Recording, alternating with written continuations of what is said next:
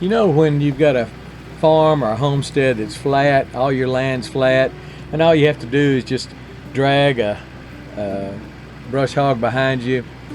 It must be so nice. I wouldn't know. So I have part of my land, I guess I could.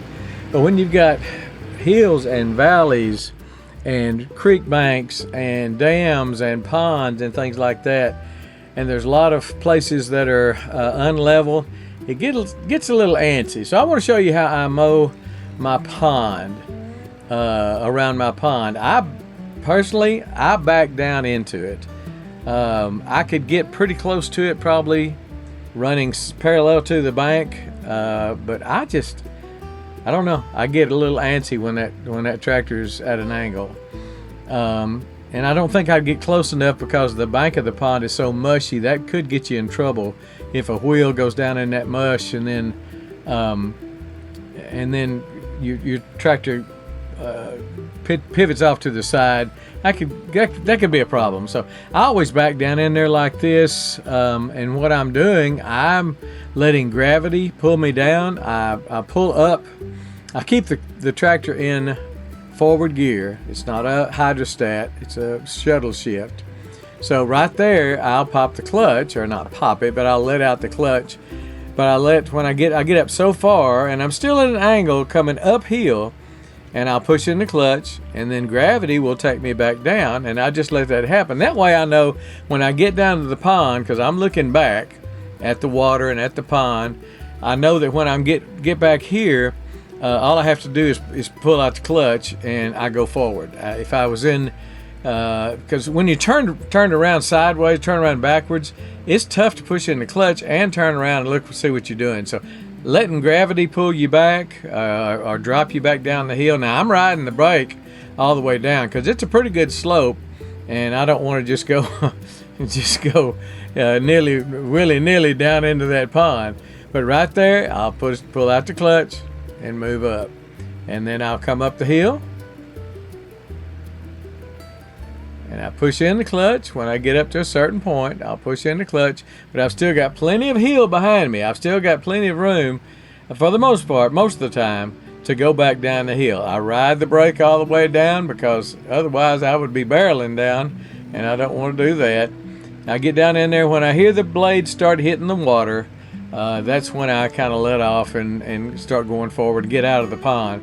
I don't want it's hard on the blades, the mower, but it's also hard on that tractor when those blades start hitting that water. It puts the tractor's engine in a bind if you get down in there very deep. I like to cut that grass if I can, but sometimes I just can't quite get to it.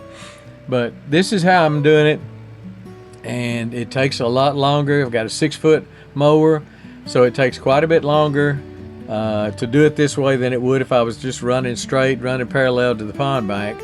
But there again, I just couldn't get that close. I could come back with a weed eater and kind of clean it up, but I don't know. I've always done this, and I'm coming up. I don't know that it's a 45-degree angle, but I'm coming up a pretty good angle. I'll show you the angle in just a second when I get a different camera angle for you. A lot of goat weeds. A lot of just junk. I call it water grass. It's just it's grass that the cows really won't eat unless there's absolutely nothing else. And but it just grows around that pond. Now, as the pond recedes, and it will. It's August. I'm surprised it's as full as it is. But as the pond recedes, then that grass will come. The water will go down, and I can get a little bit closer and get that grass out of there, and not be that close to the water. But right now the water's pretty high for the middle of August. I mean, it's really not bad at all. Probably should have gone a little bit deeper down in the pond then, but I didn't.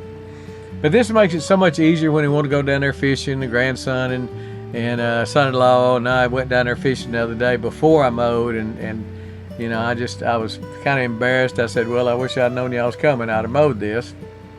So I decided to come in here and mow it.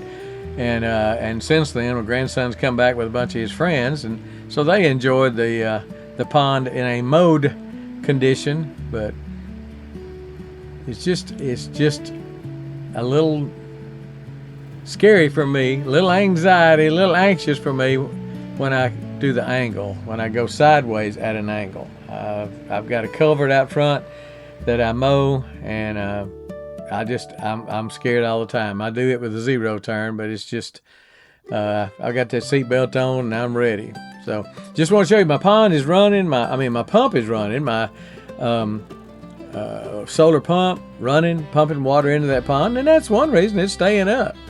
And then this is me from a different angle, coming the same way. Now again, I am letting gravity pull me down, riding that brake, but you can see my clutch is in. And then when I get down to where I want to be, I let out the clutch and come on up the hill. 4-wheel drive is a must to pull you up that hill.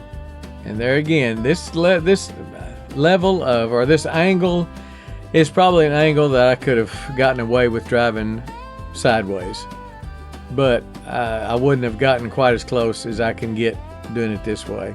This way takes longer. I don't know this harder on the tractor, might be, but there you go. I push that clutch, pull that clutch out. I'm going to get close enough.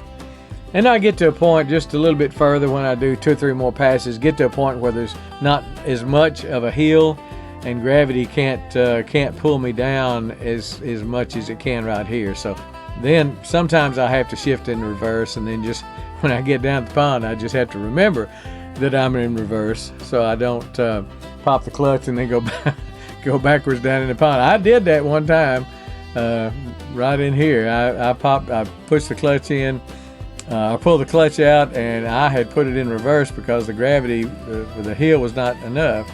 But anyway, another shot, and I'm getting real close to the place where I've got the rocks piled up, where I've got that pond running in, that pump running in, and you got to be real careful of that. I need to come back in here and get those goat weeds and stuff by hand, but I can get as close as I can with the tractor. And this is the brush hog that I put the new blades on, or excuse me, put the new stump jumper on. And it's just man, it's smooth. And I know your picture is shaking some. That's just the vibration of the tractor. I don't have a anti-vibration camera mount, and I've been looking for one on Amazon. I need to get one so I can do this and show you some things on the tractor and the excavator without all this wobbling. But that's just caused by the frame of the camera shooting and also the vibration of the tractor. Now the brush hog itself is really not vibrating that much. I mean, it really feels good. I'm kind of enjoying mowing now for the first time in many years because the brush hog is so smooth. So anyway, just want to show you how I mow the pond. If you've got hills and valleys and things like that, be safe. Sometimes it's better to go backwards because it's a whole lot more stable on the tractor to don't have your front end loader way up in the air. You might turn over backwards, but as long as you keep your loader low, your bucket low, you'll be in good shape. So anyway, just a great way to do this is going backwards in a pond. Just thought you might want to see that, and I want to share it with you. All right, that's it. We're gone.